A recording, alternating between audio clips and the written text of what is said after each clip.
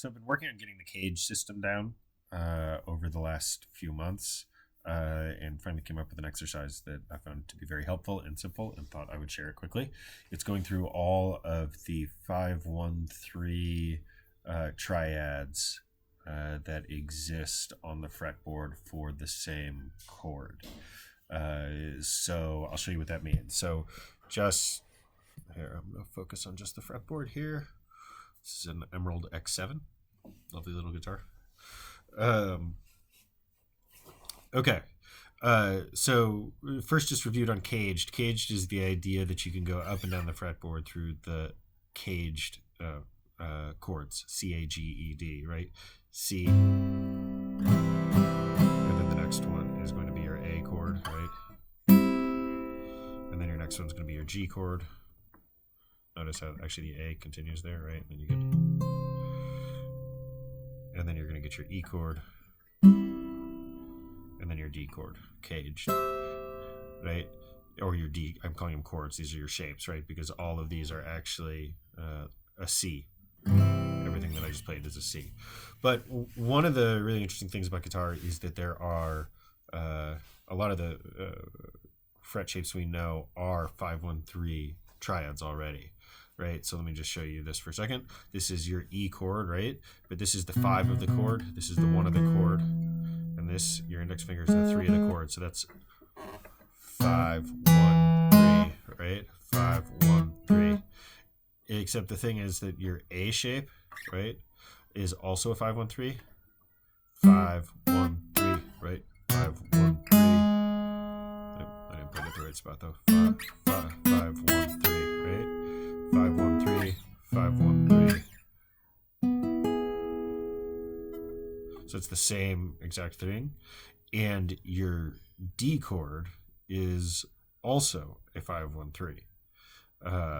So I'm not going to keep playing that same thing, but 5-1-3, right? So this is a 5-1-3, 5-1-3, 5-1-3. So those shapes are 5-1-3. And if you play a C, like that full C, right, where you actually are fretting down this right here, then actually lift up your index finger and just pay attention to those three. It's the same shape as an E chord. Do you see that?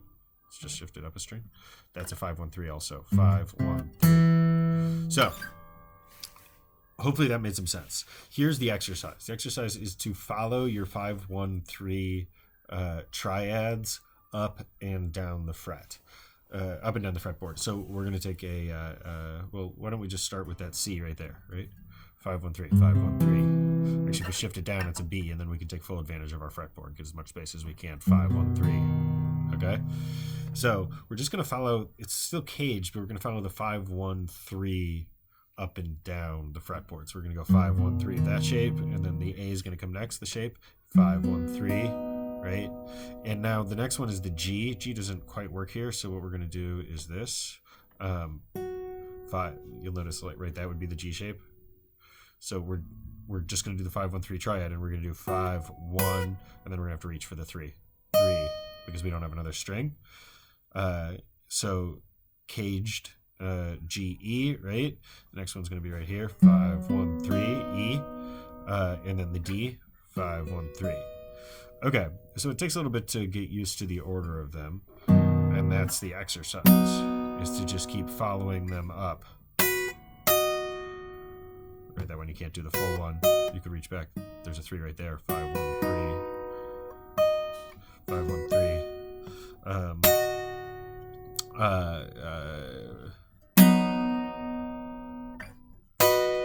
And then you work on doing all of them.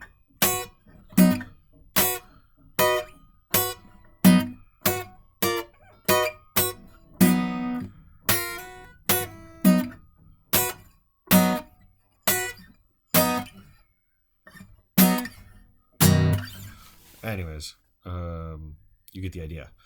So you go back and forth, and then you can work on them in arpeggios too, and it helps if you say them out loud. 5-1-3, 5-1-3, 5-1-3, 5-1-3, 5-1-3, 5-1-3, 5-1-3, 5-1-3, 5-1-3, 5-1-3, 5-1-3, 5-1-3, 5-1-3, 5-1-3, 5-1-3, and then the next one would be the 5-1-3, 5-1-3, 5-1, right?